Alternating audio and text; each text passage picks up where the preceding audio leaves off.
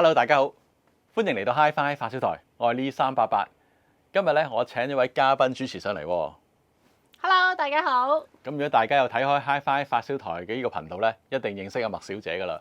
咁知唔知點解我今日會請佢上嚟咧？因為我知道咧，你有玩開耳機。今日咧，我介紹啲耳機產品啊。咁啊，今日咧最主要就想同大家分享一個咧新嘅耳機產品。咁希望咧，阿麥小姐咧可以同我哋大家一齊分享。咁如果大家想知道咧，今次我介紹啲咩產品咧，咁就冇行開，繼續睇落去啦。去片。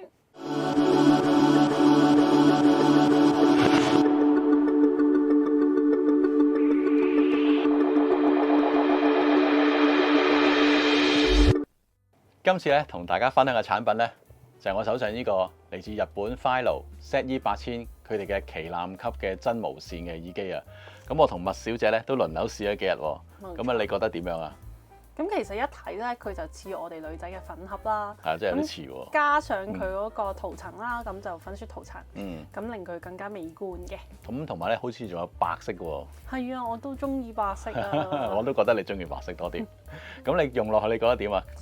其實拎個上手。其實一拎上手嗰陣時咧，有少少唔知佢點樣開。咁但係後尾發覺咧，原來佢一推咁就開咗，非常之方便。係啊，其實一隻手就可以開得到㗎啦。係啦，咁同埋咧，我覺得嗰個重量咧相當之輕啊。係啊，佢尤其是個盒之外啦，咁佢戴上耳仔嘅耳機咧，都係非常之輕。係啊，但係初頭你接觸咧，會唔會覺得咧呢有條棍喺度好似好特別咁樣啊？其實一開始都覺得佢一啲都唔似 Philo 嘅一般設計㗎。係啊，因為而家如果講真無線耳機啦，都興係一種一粒過嘅設計啦。係。咁但係後尾都發覺啊，佢原來係有自己嘅用途。係啊，因為咧原來呢支棍仔裏邊咧擺咗啲嘅 DSP 啊，同埋呢個放大嘅線喺裏邊㗎。咁同埋我覺得同埋個觸控位咧，亦都喺度上高啊，都幾方便。咁都試咗幾日啦，咁戴完之後發覺咧，其實比起一般其他 earphone 啦，佢冇咁容易漏聲，係啦，咁同埋咧戴一日都唔會攰嘅。哦，OK，咁同埋會唔會覺得好容易跌落嚟啊？唔會，完全冇呢個問題。因為可能夠輕係咪啊？係啊，又輕身啦，同埋因為佢比較細少少，咁真係完全係可以收喺隻耳仔裏邊啦，咁就唔會突出嚟嘅。今次咧 Philo 呢個 ZE-8000咧，佢好強調咧 8K 嘅聲喎。係啊，佢而家咧呢一個叫係 F-Quad for 8K 嘅一個技術嚟嘅。係啊，即係話裏邊個單元咧話唔使用呢個膠水啊。咁啊，如果你知道咧，我以前都係買開膠水㗎，所以而家冇得做啊，連呢個單元都唔會用膠水。咁好似話喺個鋁尾嘅合金，跟住咧就擺落去咧就啤咗一個silicone 嘅外殼，咁啊令到咧可以個膠水咧就唔使用得到啊。咁啊單元嗰個引線咧就用咗呢個銅包鋁嘅7拋線啊。咁呢個咧係比較輕量啲，咁同埋咧佢用咗一個咧叫架空嘅結構啊，咁啊令到個單元咧更加輕噶，咁啊變咗啲聲音嘅速度咧更加爽快啊。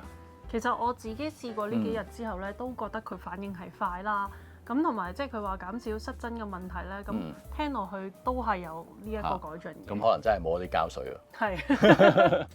其實今次呢個8K 聲咧，除咗佢自己廠方製造呢個單元之外啦，佢喺DSP 嗰方面都有做過啲功夫喎。係啊，原來咧佢嗰個數碼信息咧會經過呢個 FIR 咧呢個數碼濾波咧，去將嗰啲信息嘅重整啊。咁重整之後咧，令到啲時脈咧更加對翻準咧，咁出嚟咧嗰個聲音咧就可以達到8K 聲嗰個效果。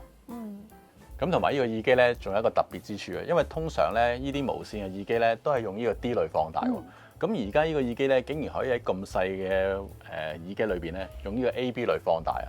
咁咧變咗出嚟啲聲咧，除咗話高解像度之外咧，都會更加人性化。係啊，其實聽落去嘅話咧，個聲咧都真係比較接近 analog 嘅聲嘅。我都有咁嘅感覺。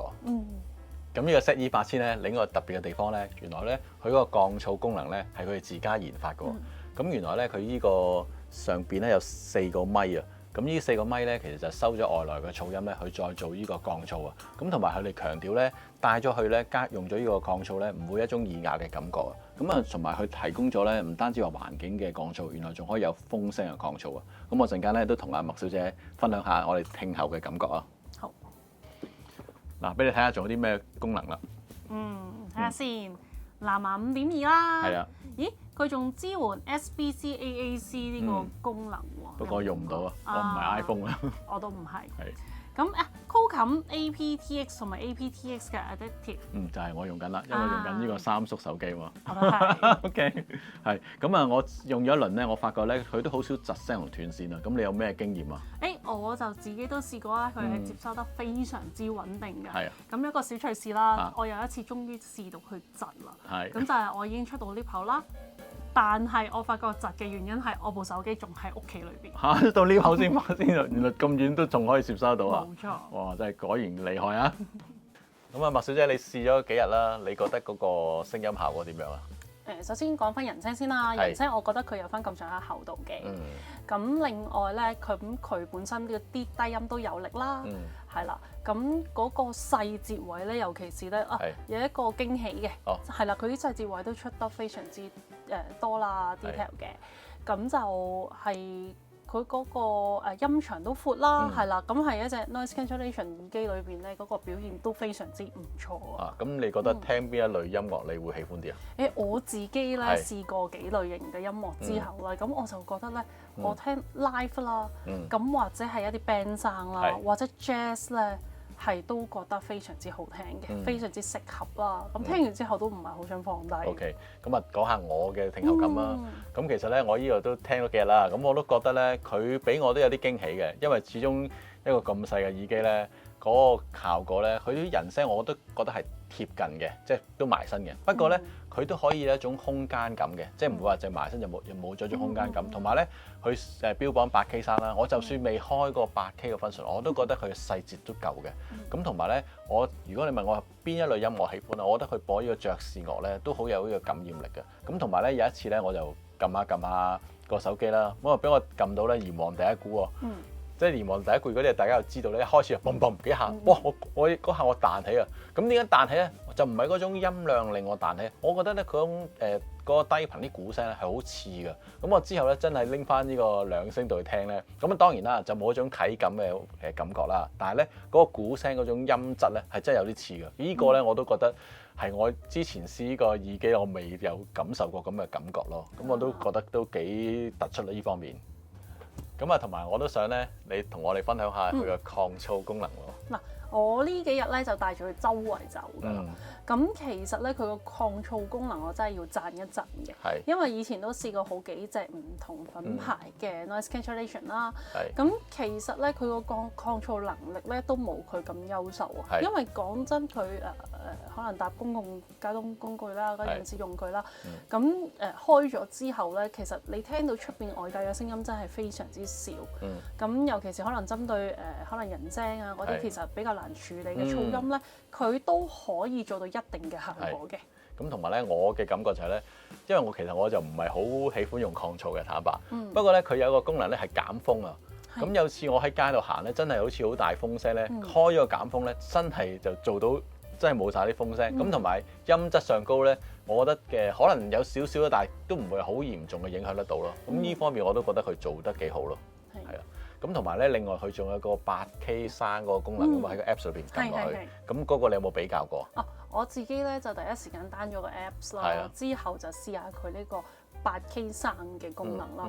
咁的而且確咧，聽到落去咧個聲音線條咧係好明顯係出咗嚟嘅。